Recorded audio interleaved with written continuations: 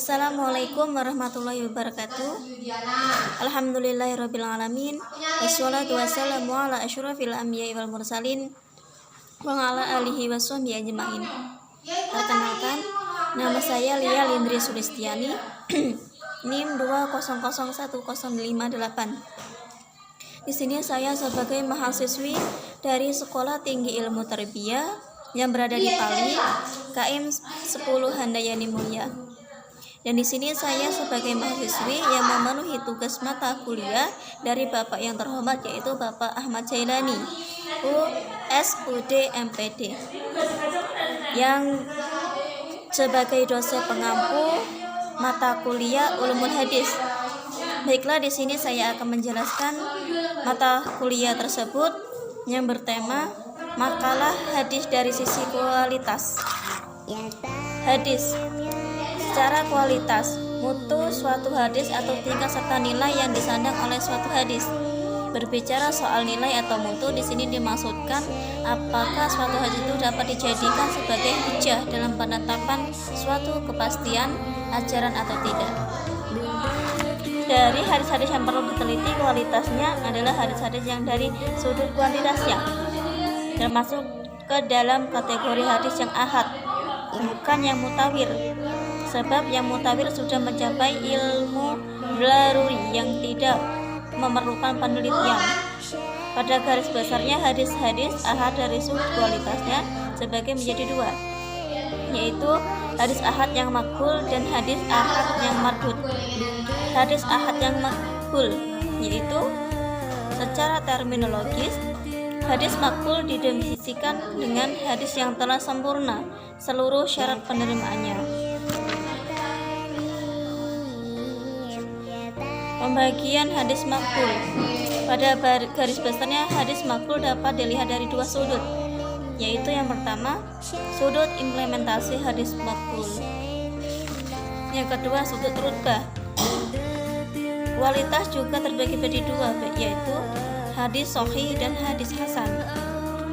Hadis sahih yaitu hadis berupa hadis yang berarti sehat, yang selamat, yang benar, yang sah dan sempurna.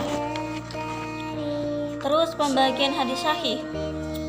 Yang pertama adalah sahih li zaiti, yang kedua sahih li ghairi, dan yang selanjutnya kehujahan hadis sahih. Para ulama sependapat bahwa hadis ahad yang sahih dapat dijadikan untuk mendapatkan syariat Islam. Namun mereka berbeda pendapat apabila dijadikan hujah untuk menetapkan soal-soal akidah. Yang selanjutnya adalah hadis hasan. Apa sih hadis hasan tersebut? Yaitu hadis yang diriwayatkan oleh perawi yang adil, kurang kuat hafalannya, bersambung sanadnya, tidak mengandung ilat dan tidak qiyas. Terus pembagian hadis hasan. Yang pertama adalah hasan al-zati, yang kedua hasan li ghairi, dan yang selanjutnya adalah kehujahan hadis hasan.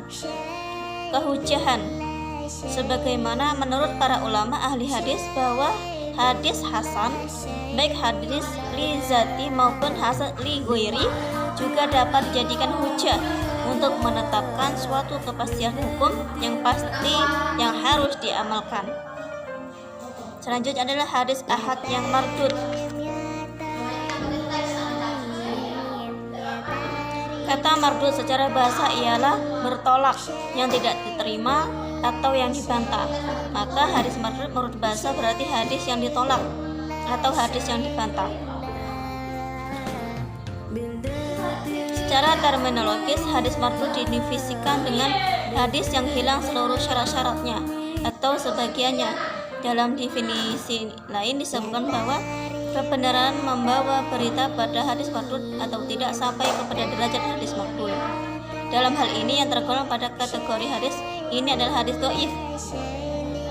Apa sih hadis dhaif? Hadis dhaif tersebut, hadis dhaif yang berarti lemah sebagai lawan kata qawi, yaitu kuat, sebagai lawan kata dari sahih.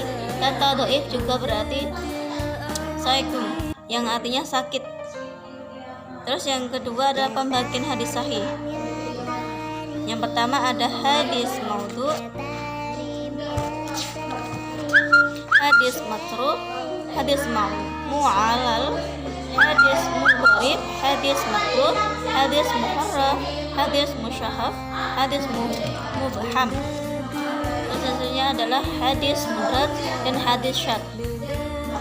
Daif disebabkan sanadnya tidak tersambung, itu terbagi menjadi 5, yaitu hadis mu'allaq, hadis mursal, hadis mu'adlal, hadis muqati, hadis mudalas. Yang selanjutnya adalah hadis maudhu. Apa sih hadis maudhu itu? Hadis yang dibuat-buat atau diciptakan atau didustakan atas Nabi Muhammad. Menurut Ahmad Amin, hadis maudhu sudah ada sejak masa Rasulullah.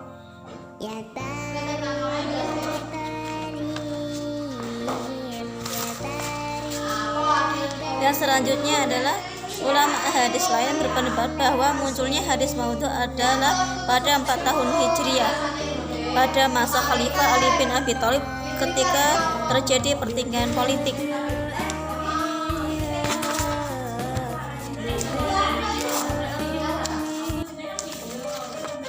Dan yang selanjutnya adalah usaha penyelamatan dari hadis maudhu.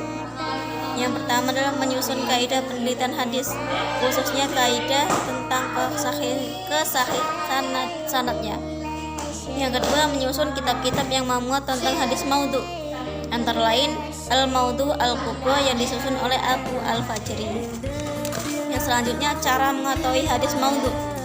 Yang pertama, adanya pengakuan dari pembuatannya. Yang kedua, maknanya rusak, dalam arti bertentangan dengan Al-Quran, hadis mutawir, dan hadis sahih.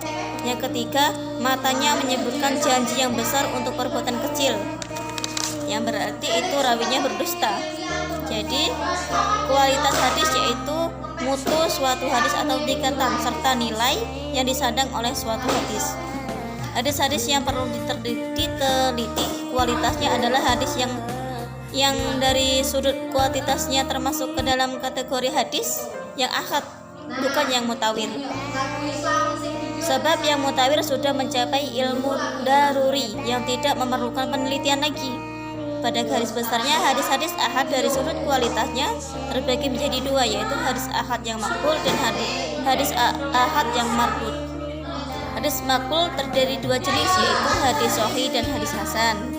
Sedangkan mardud dari hadis dhaif dan hadis maudhu. Baiklah, itu saja yang dapat saya sampaikan. Apabila ada salah kata, saya mohon maaf yang sebesar-besarnya. Akhir kata, jangan lupa ya guys, like, komen, dan subscribe-nya. Assalamualaikum warahmatullahi wabarakatuh.